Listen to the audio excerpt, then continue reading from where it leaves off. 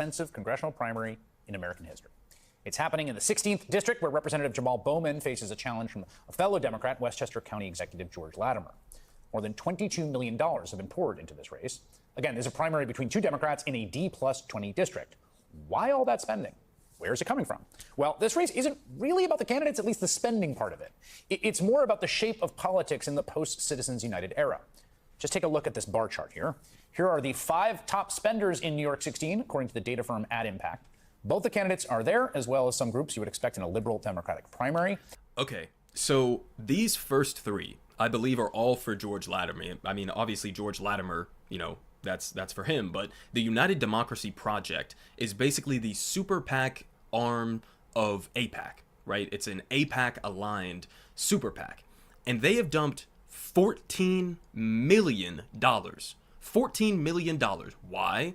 Because they do not want somebody like Jamal Bowman, who is critical of Israel, to remain in Congress. And then down here you can see, I mean, Jamal Bowman, Justice Democrats, and Working Families Party, all of these, I believe, are spending on behalf of Jamal Bowman. But look at the size, look at the amount that is being dumped into this Democratic primary in a safe Democratic district. If this is not just rank corruption, where we have outside groups, in this case a super PAC that is aligned with AIPAC, a lobbying group that explicitly is working at the behest or on behalf of a foreign government, Israel. I mean, if this is not insane to you, then I don't know what is.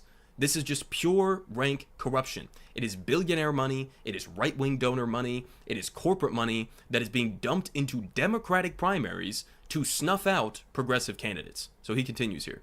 The vast majority of all the ad spending in this primary, $14 million, is coming from over there on the left from a single super PAC called the United Democracy Project, or UDP. They are the sole reason this is the most expensive primary ever in America. And actually, I mean, I'm not going to do the math off the top of my head, but I'm pretty sure that United Democracy Project, this AIPAC-affiliated super PAC, is outspending all of the rest of these combined in this election. That's the kind of power and influence that a group like AIPAC has. American history. Now, UDP is a super PAC created and largely funded by the pro-Israel lobby group AIPAC. And it's not surprising that AIPAC and its associated groups are going after Democrats like Bowman specifically. Ever since he gained his seat by knocking off longtime incumbent Eliot Engel back in 2020, Bowman has been aligned with the progressive squad in the House, and he has been criticizing the Israeli government, calling for a ceasefire in its war with Gaza. His opponent, George Latimer, basically takes the opposite positions. He supports Israel's continued war and opposes a ceasefire. And you might think, okay, yeah, fair enough. That is a very divisive issue among the Democratic electorate in a primary. That's what primaries are for, right? But here's the thing. UDP, the pro-Israel super PAC, didn't drop $14 million of pro-Israel ads on this race. In fact, it didn't mention Israel in its ads at all. Jamal Bowman has his own agenda and refuses to compromise, even with President Biden. George Latimer is putting people ahead of personal agendas and delivering real progressive results. Okay, so a couple of things to notice there. First off, as Chris was just pointing out, when they spend $14 million on ads, right, and we're keeping in mind that this is a group that is explicitly trying to push Bowman out because he's critical of Israel. So you would think if that's what their agenda is, then they should be open and honest with people, and they should say, Jamal Bowman is critical of Israel in these ways, and we disagree with him, and you should be informed on his position, and if you agree more with the pro-Israel side, then vote for George Latimer. But that's not what they're doing. They're spending money on advertisements that have nothing to do with Israel. Now, why might that be? Because I guarantee you guys, if Bowman ends up losing this race to George Latimer, you're going to have AIPAC going on their fucking Twitter account, and they're going to say, we helped to push out Jamal Bowman, right? Anti-Israel politics are super unpopular, and supporting Israel and everything that they ever wanted to do is extremely popular amongst the American people.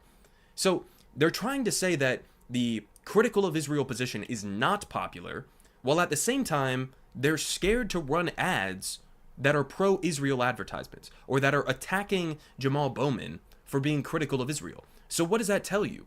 Well, it tells you that they kind of know, behind the scenes at least, they know that their position is extremely unpopular, right? They know the polling data here in the United States that shows a vast majority of the country, but especially Democrats who are going to be voting in this primary election, that they do not want us to be sending billions of dollars to Israel. Okay, they want a ceasefire. They have wanted a ceasefire for months and months and months at this point. So they know if they go out there and admit that their real agenda is we don't want anybody to question anything about Israel and to funnel infinite billions of dollars to them to do their genocide of the Palestinians, they understand that their position on this is extremely unpopular. So they don't even bother to run, pro-Israel advertisements. They just run generic other advertisements attacking Bowman as being a radical lefty who's unwilling to compromise and won't work with President Biden and whatever the fuck else.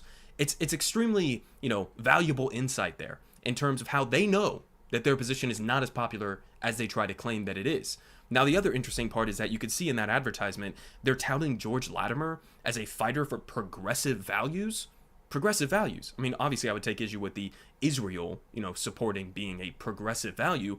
But even on other things, this is like a standard corporate Democrat that we're talking about here, in a similar vein to, I guess, somebody like, Joe Manchin or something, right? George Latimer is a progressive in the same way that Joe Biden is a progressive, which is to say that he's not a progressive at all. But again, what does that tell you?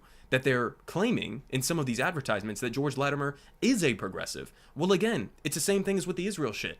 They understand that progressive policies are popular. So as much as you hear them come out and say, we need to focus on running, more moderate campaigns, right? Or we need to shift to the right on XYZ position and cozy up to Republicans and work with Republicans, or whatever the case may be, right? We're not like these crazy fringe radical lefties who want universal health care and $15 minimum wage and whatever else the case may be.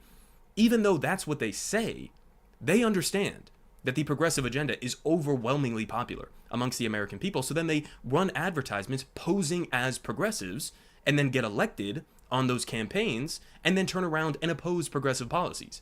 I mean, this is just standard shit. Now, a couple other things before we continue with this monologue in terms of what George Latimer has been doing recently during this campaign, because some of this is absolutely insane. Here we have from Brian Metzger. George Latimer quotes from the last 10 days, quote, "Your constituency is Dearborn." That's something that he said about Jamal Bowman. Basically, I think it's pretty transparent what he's trying to say here. Dearborn is a place in Michigan that happens to have a sizable Arab American population, and he's saying because you support Palestinians, because you're critical of Israel's genocidal war on the people of Gaza, then I guess you should go move to Dearborn, Michigan, right? Again, as if Jamal Bowman's position on Israel isn't already widely popular amongst the American people, which it is, but also slipping in a little bit of like racism there, right? Now, he also said, you don't mention people who are not black or brown. He said this about Jamal Bowman, which is obviously ludicrous at face value. Of course he does. And a massive portion of his agenda are policies that would benefit the entire population of the country.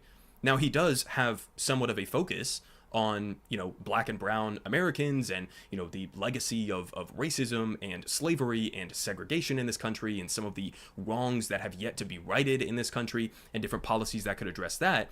But the idea that he's only looking out for non-white people is just completely ridiculous. Now, another one, the reason I use Dearborn, Michigan is not because of their Islamic presence there. So that was his defense, I guess. So what exactly did you bring up Dearborn for? It's just a random city that you like and you think Jamal Bowman would do well there? I mean, come on. Now, one last one. Again, about Jamal Bowman. Does he have an obvious ethnic benefit? Yes. So here we have George Latimer basically trying to say because there's a sizable, black population in this district, that Jamal Bowman's just going to have a benefit there because all black people are the same and all black people will vote for Jamal Bowman because he's black. I don't really know how else you could possibly interpret that. Now, in terms of the, progressive bona fides of George Latimer and the fact that one of those advertisements we just saw, they were explicitly attacking Jamal Bowman for not supporting President Biden's agenda. Here's a recent excerpt from a New York Times article. They say George Latimer, the Westchester County, New York executive, in a pitched Democratic primary fight with Representative Jamal Bowman, signaled his centrism isn't just a fight with the Democratic left. He could also be a thorn in President Biden's side if both men are elected. He told a Westchester County newspaper that, quote, he was not signing on to raising taxes on the wealthy, as Mr. Biden wants. So who's really a blockade to President Joe Biden's agenda? I mean, you could say that Jamal Bowman is critical of Joe Biden's agenda, certainly on things like immigration, as Biden has sprinted to the right, again on things like Israel. Absolutely, Jamal Bowman has been speaking up on issues that he disagrees with the president on. That should be what a functioning, party does, right? You should have disagreement, you should have dissent, of course. But his disagreement with Biden is that he doesn't want Biden to raise taxes on the wealthy.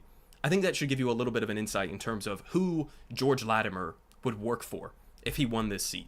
And this was, of course, quote tweeted over Hillary Clinton endorsing George Latimer. Because of course she fucking did. If this isn't a big enough, if everything else wasn't a big enough red flag for you so far about this George Latimer guy, here's the final nail in the coffin. Hillary Clinton says, with Trump on the ballot, we need a strong, principled Democrat in Congress more than ever.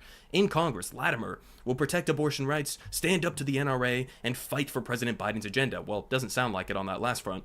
Just like he's always done. Make a plan to vote by June 25th. Now, first off, again, as we just covered, he's not going to be fighting for President Biden's agenda. He doesn't even want to raise taxes on the wealthy, which is a totally insane, place to be in opposition to Joe Biden. Joe Biden's plan to raise taxes on the wealthy doesn't even go remotely far enough. But he's somehow still opposed to that. So the idea he's going to fight for President Biden's agenda doesn't seem like it, unless you mean like fight for it in the same way that Kyrsten Sinema and Joe Manchin did, which obviously is saying a lot. But then on these other things, abortion rights, stand up to the NRA. Do you think Jamal Bowman is not doing that? Where is the contrast here, right? The contrast that Hillary Clinton likes here is that George Latimer is backed by AIPAC.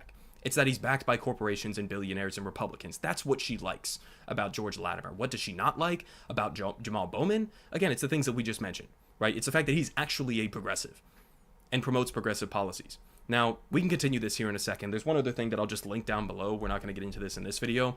But George Latimer apparently has a very extensive career track record of slow walking desegregation policies in the places that he has been in positions of power.